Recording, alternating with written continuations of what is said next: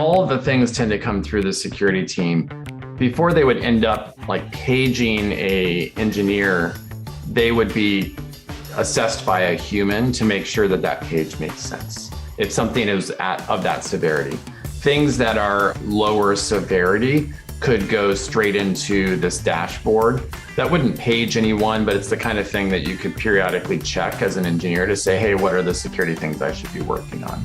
We were very careful. We wouldn't want to reach out and ring the alarm bell unless we were 100% certain that this was actually something that mattered. Hi, you're listening to The Secure Developer.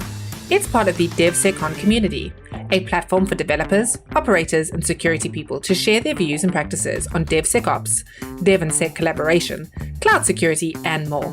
Check out devsecon.com to join the community and find other great resources. This podcast is sponsored by Snyk. Snyk's developer security platform helps developers build secure applications without slowing down, fixing vulnerabilities in code, open source, containers, and infrastructure as code. To learn more, visit snyk.io/TSD. That's SNYK.io/TSD.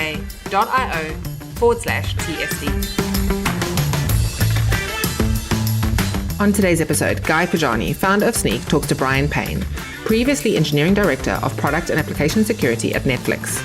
Bryan has worked on both offensive and defensive security projects for government, academia, and industry. As a result, he brings a unique perspective to modern security issues. Bryan is also working to help evolve the computer security community to be more welcoming and inclusive.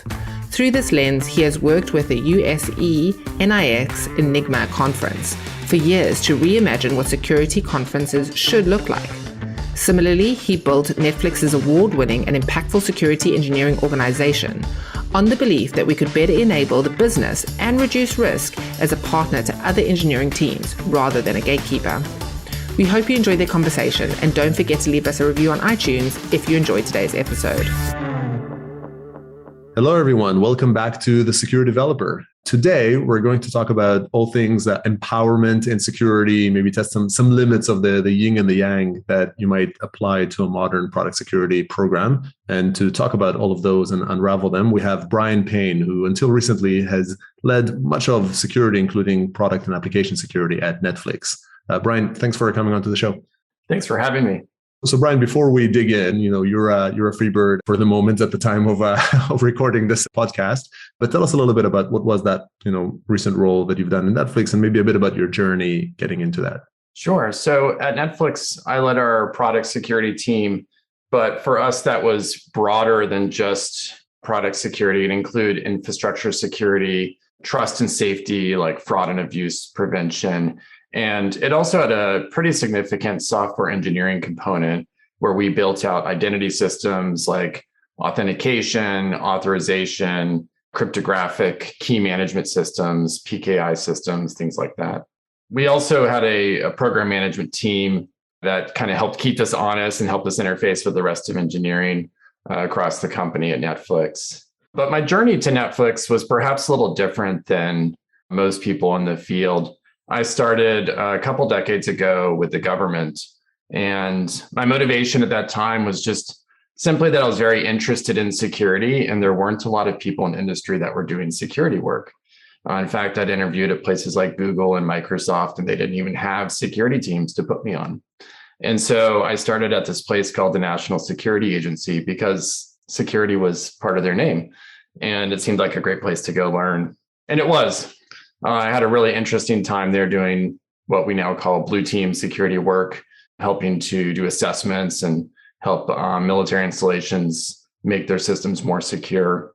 It sort of took me down this lengthy path of research because I was interested in how we could make things better. It turns out that at that time, security state of the art was often turning the right knob in Windows to get something to be a little harder to hack. And I felt like that's not how the world should be. And so I really went on this journey of maybe I could improve it by doing research. I was doing research at NSA, did research for a DARPA contractor, and eventually went off and got my PhD. And found my way over to Sandia National Labs to do more research. And I had a really interesting time through all of that, ultimately working on virtualization security and monitoring of virtual machines and these kinds of things. But eventually I kind of got to the place where I realized that there wasn't a lot of information jumping from the research world back into industry. And so I decided to really have that broader impact. I wanted to be in industry myself. And that's what eventually brought me out to the San Francisco Bay Area, working for a startup for a few years, and then ultimately to Netflix. Got it. Yeah, interesting round to it. Yeah, it's funny that the term security doesn't always mean the same thing. The security in the NSA's initial is not precisely the same as, the title you might get at Netflix. When you think about the work that you've done at these sort of three calibers, how transferable was the knowledge? I mean, when you've gone from NSA to research and then from research to industry, was it 20% knowledge transfer or 80%? Like how useful was the background coming into each of these new spaces? So it was absolutely helpful, but there was a lot to learn at each step, right? So part of what allows someone to be successful in a government setting is to be able to manage the bureaucracy, much less do your job. And what I found was that skill was less valuable in the private sector, because in many cases, we might think of a company as being large and bureaucratic, but they can't be quite as large and bureaucratic as the government.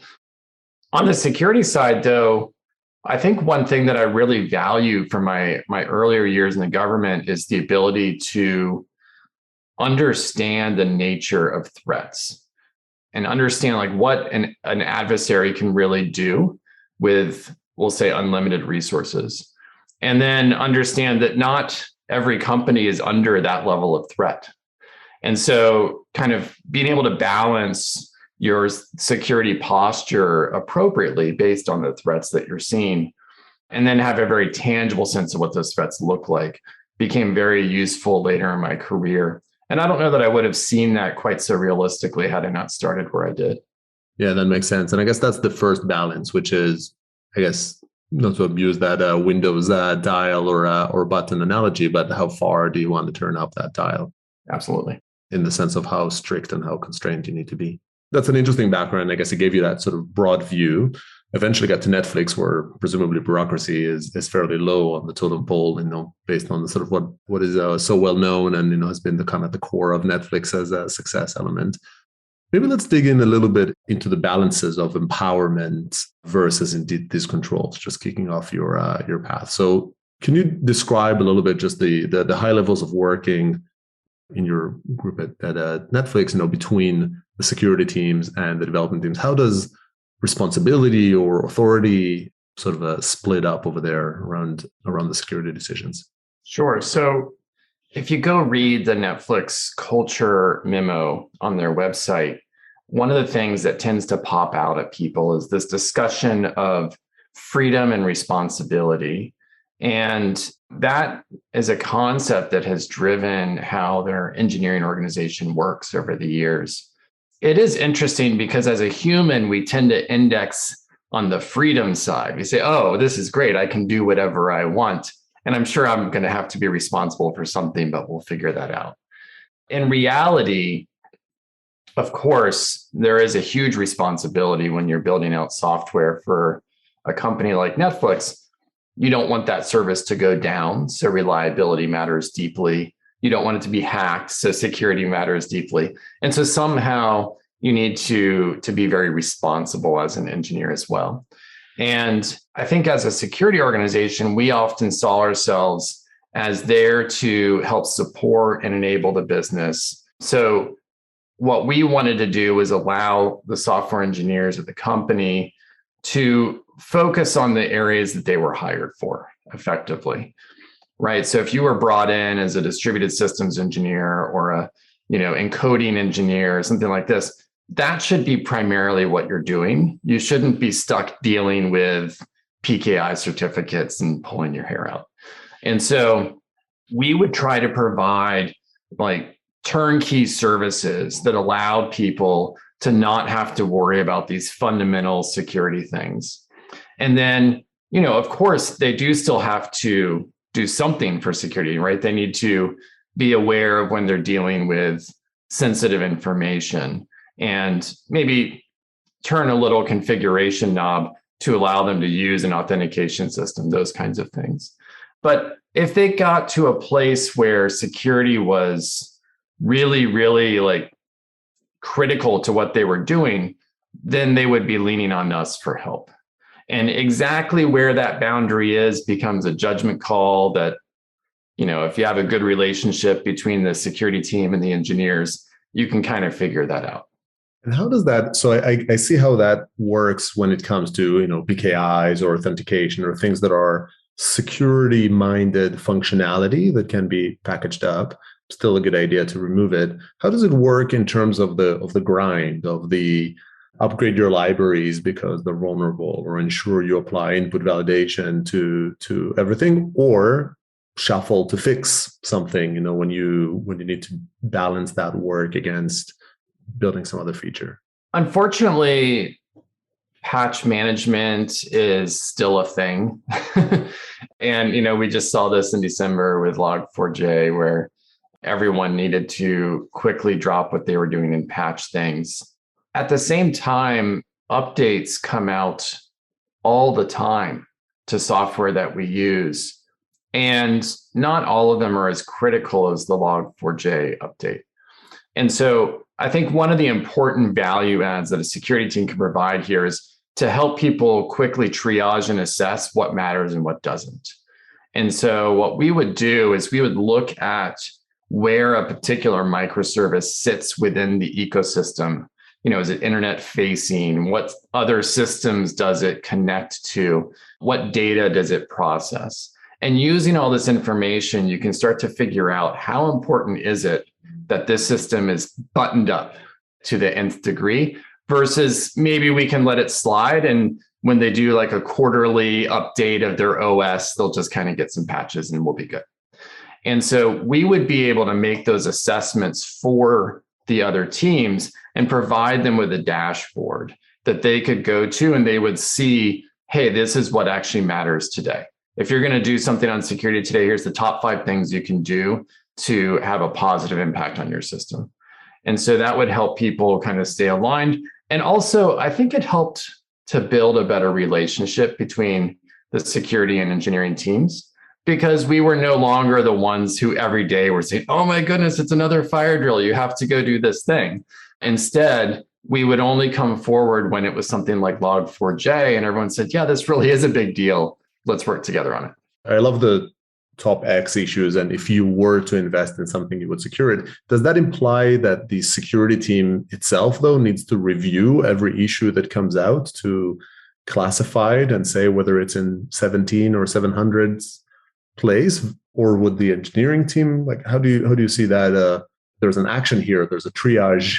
That's true. Step here. Who does it, and how do you scale it? So at Netflix, this was the security team's responsibility.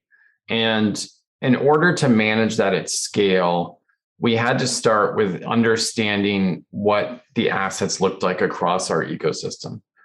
And frankly, I think this is something that the security industry is starting to come to grasp with, which is it's not particularly exciting, but maybe the most important thing you can do is to have a good asset inventory. Because if you don't know what's out there, you can't possibly know what you're going to be trying to protect. So if you've accomplished that, if you know what software you have deployed and where it is, then you can pull in threat feeds and stuff like this, right? So you can see where the new CVEs are. You can use human intelligence. Maybe you picked up a lead on Twitter, right? You can use your bug bounty program for people telling you about different things that are coming in. And so you have all of these different inputs. And for each of them, you can look across your asset inventory and you can say, okay, I have a new vulnerability in Apache today. And where do I have Apache deployed? It's on all these systems. Which ones of those are going to matter for this kind of vulnerability? Okay, now we have another subset, and you can kind of work through it. And so typically we would have an on-call analyst that would help with things, but they would only be engaged on the things that were particularly egregious, right? A very high CVSS score, or a bug bounty submission that comes in that's particularly urgent, right? Other things, you can triage through a little more automation. And if you get it slightly imperfect, it's probably going to be okay. I get it. So if I'm imagining the flow, just to sort of echo it back, first, asset inventory, you have to be able to classify. At this point, it doesn't really matter, who is. It's a system that now you have it classified. Application teams, security teams have all fed information into it. Some information automatically gleaned. You have a setup, and that already sets the bar, right, of harshness, I guess, right, in terms of how strict you need to be around the security issues. And then subsequently, when the alerts are either auto-classified and put into the development team's queue, I guess, or they are flagged to an on-call. The dev team is not expected to do on-call for security issues. The security team has that handled and might wake someone up in turn. But the issues that are auto-triaged, they do go into the backlog, or are those also then being vetted by the security team? All of the things tend to come through the security team. Before they would end up like paging a engineer, they would be assessed by a human to make sure that that page makes sense. If something is of that severity, things that are lower severity could go straight into this dashboard. That wouldn't page anyone, but it's the kind of thing that you could periodically check as an engineer to say, hey, what are the security things I should be working on? And that way we were very careful. We wouldn't want to reach out and ring the alarm bell unless we were 100% certain that this was actually something that mattered. Okay, interesting. And so let's talk a little bit about the ranges here, indeed, of responsibility. So you do here, you have the freedom and responsibility, the infamous FNR of it. And you, as a security team, your job is to sort of filter and help the development team know what are the top items that they could invest in, and they work on it. How do you then see the ongoing tracking of whether these things have or have not been done? How do you think about the responsibility split to actually eventually act on these 5 issues? Like, is the security team tracking that, or is it the engineering team? Right. So once again, security will track it in terms of time to remediation. Particularly, they would set up an SLA for the severity of the security incident, right? So let's say it was a really egregious thing, then they're going to want to close that out really fast. Let's say it's like a low or a medium, that could take a couple months, and that might be just fine.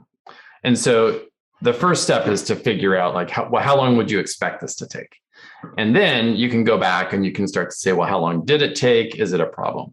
Now, you don't always meet your targets. That's fine. And we wouldn't get particularly upset if someone missed something here or there. However, what you can look at is trend lines over time. And what I have typically seen is that you'll have some organizations that anytime security puts something in front of them, they're very good about just taking care of it. And then you have other organizations that security just never quite bubbles up for them. And so for me, it's almost becomes more of a cultural, human kind of relationship challenge than a technical challenge at that point. And with the information showing which teams are doing what, you're able to then go to the ones who are struggling to prioritize security and just sit down and have that conversation. Hey, what's going on over here? Are you all really busy? Do you have some hard deadlines you're trying to meet? Have you not staffed enough to take care of your side of the security responsibility? Do you understand what your responsibility even is? Maybe we should talk through that.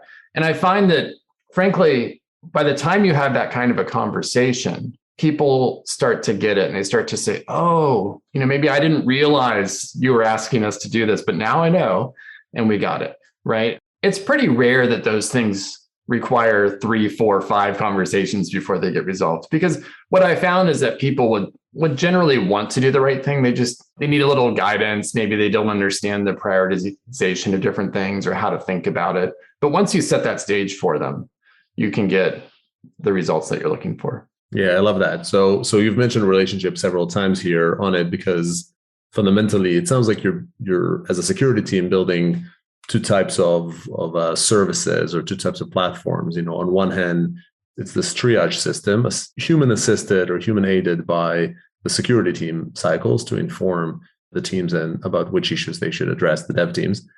But then subsequently, it's the mentoring, it's the guidance, and maybe the probing that you do as a team. How do you structure the team to work that way? Is it the same? Is it just a central service organization and you would go to whatever random team needed that support? Is it more of a partnership model where specific security people are affiliated with certain development teams? So this is going to get back to something that's going to be very different for each company, the level of security that they're trying to achieve, what sort of threats they're getting against them, and all of that. So I can speak a little bit to what we did at Netflix, but just with the intro that, hey, this may not be right for you, right? At Netflix, what we tried to do was to assess where the biggest security risks were across the company. And we would use quantitative risk measurement mechanisms to kind of ballpark what that would look like. And then we could go into specific software systems and say, these teams need the most support from security.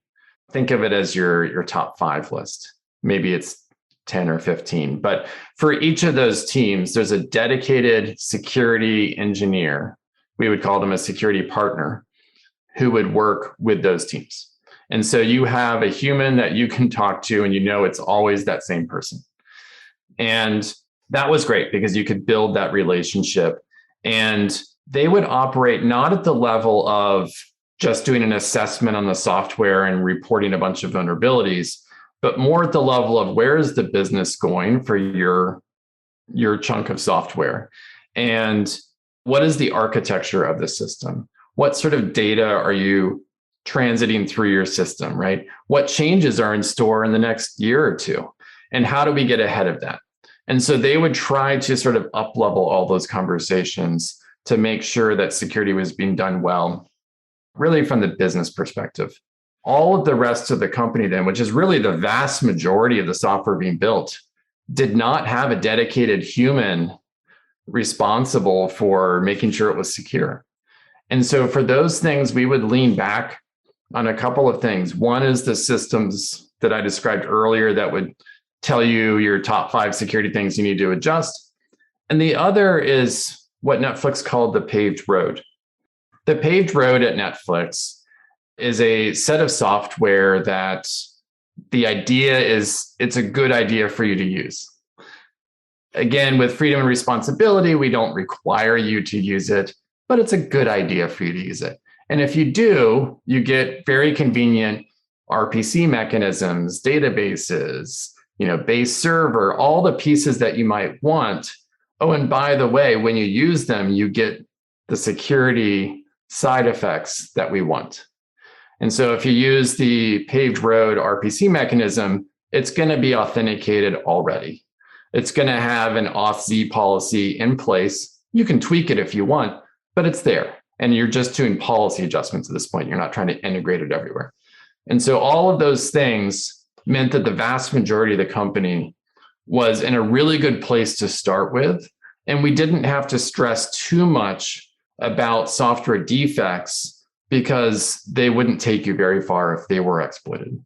Yeah, that makes a lot of sense. I love the paved road concept, and I've been using and abusing it, in many places, because it is a great notion of, if you make it easy, people will opt in, at the end of the day, unless they have a good reason not to, versus if you bash them on the head and keep telling them they need to, you might create quite the opposite reaction. Absolutely. So I love the delineation, and seems very smart, to focus on the items that are at the top, or managing your security investment based on the risk that gets represented versus just some even spread of everybody gets the same type solution. Can we maybe shift gears a little bit? I think this sounds like a great sort of service-oriented security team satisfying the different parts of the organization. And we talked a little bit about measurement that might be a little bit less focused on measuring and KPIs and things like that, and more on awareness, right? And working with the right teams. Let's talk a little bit about iteration. So, you actually gave this very interesting industry-wide talk at AppSec Cali a couple of years ago about the notion to, I think the title was Fail, Learn, Fix.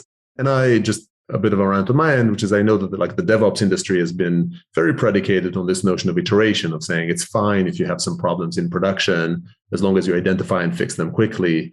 It's better to do that than to get into some paralysis mode of trying to find every single problem before you ever deploy it. And people got forgiving on the notion of a hiccup in your uptime. Not always that forgiving, but maybe a bit of an acceptance there. Security, not necessarily well known for being a forgiving setup. You can't just sort of say, look, I'll have a mini breach here and that's okay. How do you think about iterations? How do you think indeed about failing, making that productive in security? So I think security professionals end up with a lot of stress. And I think a lot of that stress comes from this mindset that you were just saying, which is like, we can't have a mistake. And at the end of the day, security professionals are humans just like all the rest of us. And that means we will be making mistakes.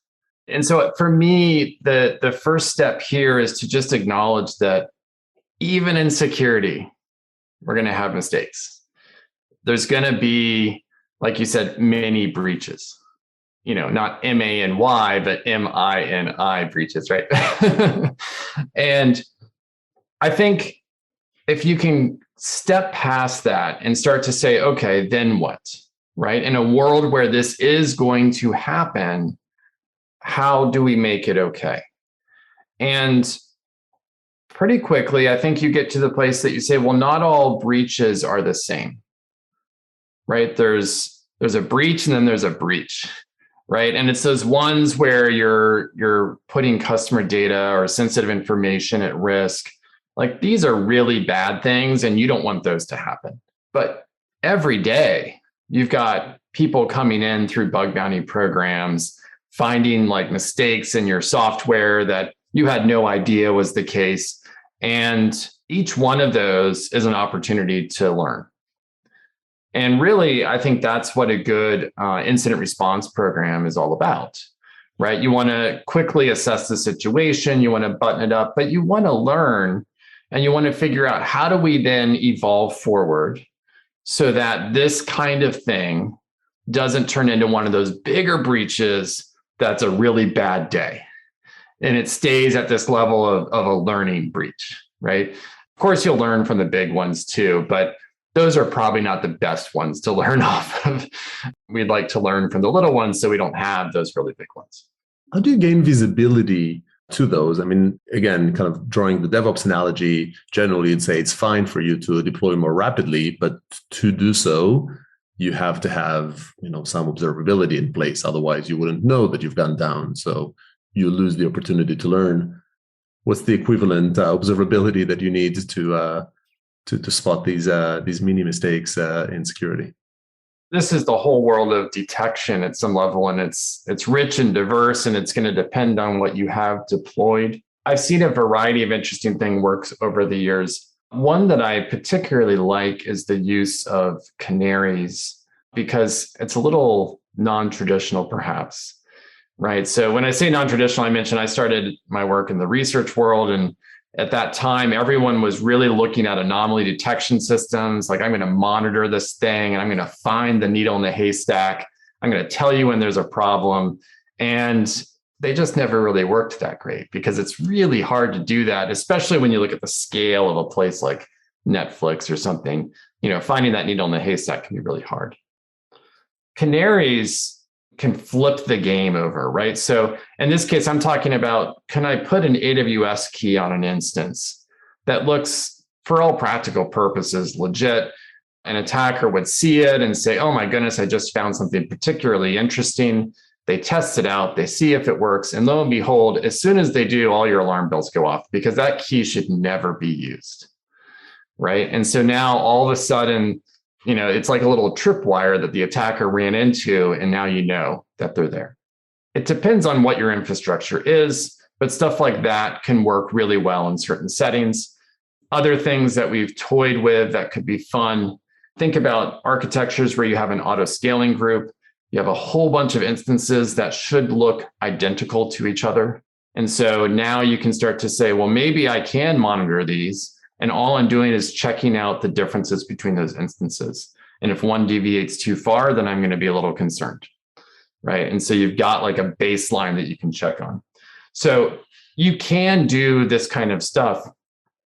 Interestingly, though, even with all the research and all the state of the art that we have, a lot of detections come back to things that are much simpler, right? A software engineering team is monitoring their systems and they notice that the CPU load is outside of the range that they would expect.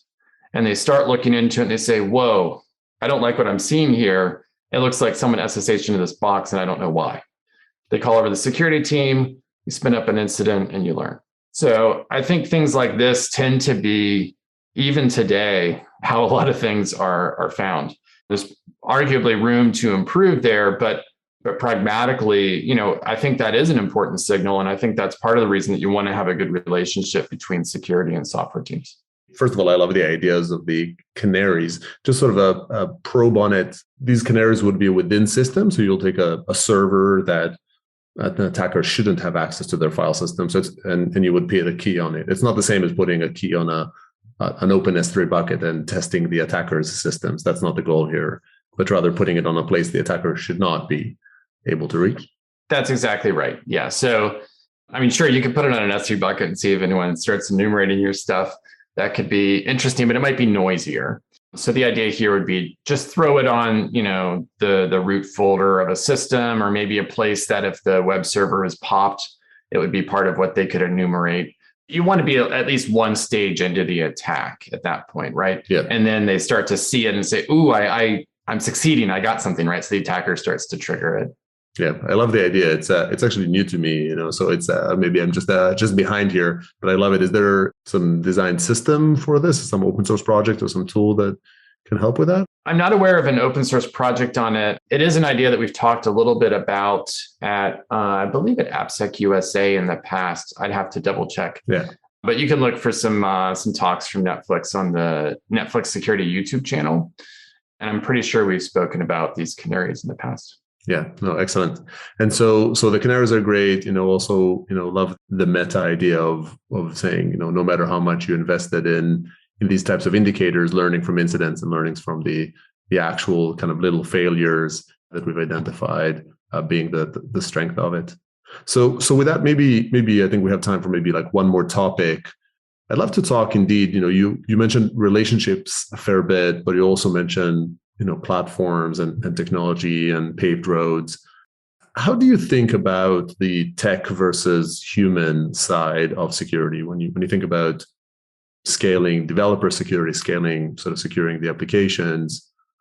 What's your view or philosophy about the things that should be solved with tech, and the things that cannot and need the human touch? I think we can solve a surprisingly large amount through tech, but I think it's not as simple as just saying tech or human, because to solve it through tech, you have to think about the human in a sense. You need to make the systems easier to use. I gave a presentation many years ago where I compared the PyCrypto library to the OpenSSL library for what a software engineer has to do to correctly encrypt some data. And one was encrypt parentheses data, and then it's correct. And the other was, 100 lines of code. And then you have to ask yourself, well, even if you hire the best software engineers in the world, where are you more likely to see a problem? For me, we can solve a lot of these problems through tech, but we have to find the right abstraction layers and set it up in a way so that people can correctly accomplish their tasks without so much extra mental processing that they are set up for failure.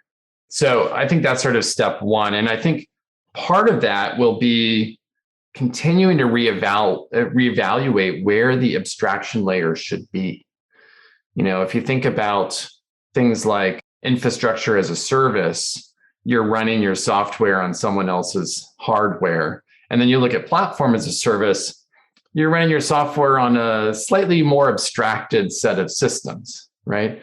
And the latter might be easier to create a good security story around, because those higher abstraction layers allow for some of the more challenging security problems to be solved once and done, as opposed to a whole bunch of times. So I think that will be interesting to see. Even with all that, though, humans are very much an important part of the picture, because at the end of the day, you can write software and you can be focused on what you're doing, but we're going to keep making mistakes. The way we've built computers, there will be security problems.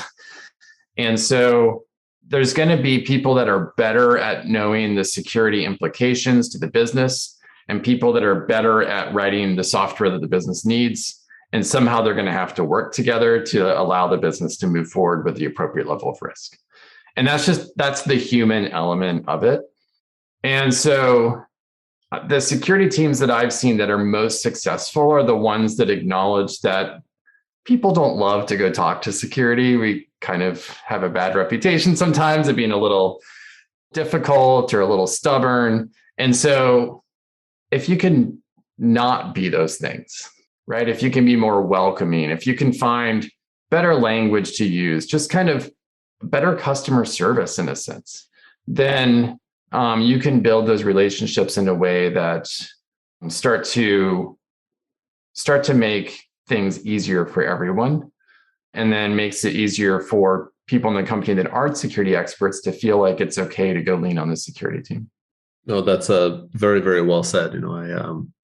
I guess I'd be remiss not to sort of mention that the whole ethos really, when it came to Snyk, was to try and build a developer tool. So first and foremost, the usability to developers, and then subsequently achieve a security goal to it. But I think a lot of it, really revolves around the usability of the tech, which I guess was the first point, at least you relate to. So never easy, and hopefully always. Sometimes you do it better, sometimes you do it worse, but a similar lens of view. So Bryan, tons of great insights over here, and I have probably about 3 or 4 different things that I still want to ask you, but I think we're kind of coming up on time here. Before I kind of let you off to enjoy some of the freedom that you have right now, just maybe a bit of a forward-looking question. So when you look at the industry, so far we talked about organizations maybe and practices. If you had unlimited budget and resources at your disposal, what problem that we're facing right now would you say we need to solve, or you would take on? And maybe like a little bit about what approach would you take? The one problem that I keep scratching my head on has to do with integrity of data. And I mean this in a very classical sense. If you go back to the days of mandatory access controls and these original sort of military systems that were built, they looked at data from different integrity levels, and like data coming off the internet from a client would be very low integrity data. Data from a trusted system would be high integrity data. And in no sense should you ever have low integrity data influencing the execution of a high integrity system, for example. And so mandatory access controls were able to sort of set you up so that wouldn't happen. That was many, many decades ago that people were building systems like this. And then last month, Log4j happens. And it is almost exactly that situation where a client can send data that ultimately gets executed. And you have to ask, why is it that after all these years, we're still suffering of the same problems?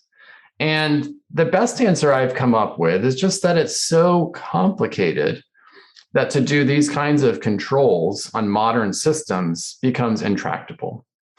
I go back to a time when I was in the room with the creators of SE Linux and the creators of AppArmor, 2 competing mandatory access control systems. AppArmor was a little more user-friendly, and SE Linux was super fine-grained, and you can control the things. And the creators of SE Linux said this was necessary because the system that they're protecting is that complicated, the Linux kernel. So you can't have a policy that's less complicated than the kernel because you're protecting the kernel, which intuitively makes sense, but it also means no one's going to use it. How many times have you booted up a system and found that SE Linux was on and said, well, I think I'll just disable that so I can get my job done? Now, things have been getting better over the years, to be sure, but how do we come back to this data integrity problem? How do we create a world where, sure, Log4j is vulnerable, but you know what? You can't exploit it because that's low integrity data and it shouldn't be doing anything to your system. I would love to take a stab at that and figure out how do we make that better so that, frankly, entire classes of vulnerabilities go from being really, really high to really, really low. And it's we'll patch it when we have time situation.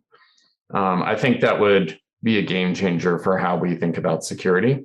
I think, frankly, it hasn't been solved just because it's pretty complicated. And I'm not suggesting that I have a magic, really clever idea of how to solve it right now, but it's certainly something that's been on my mind over the years. And if I come up with a cool solution, I would be all over that.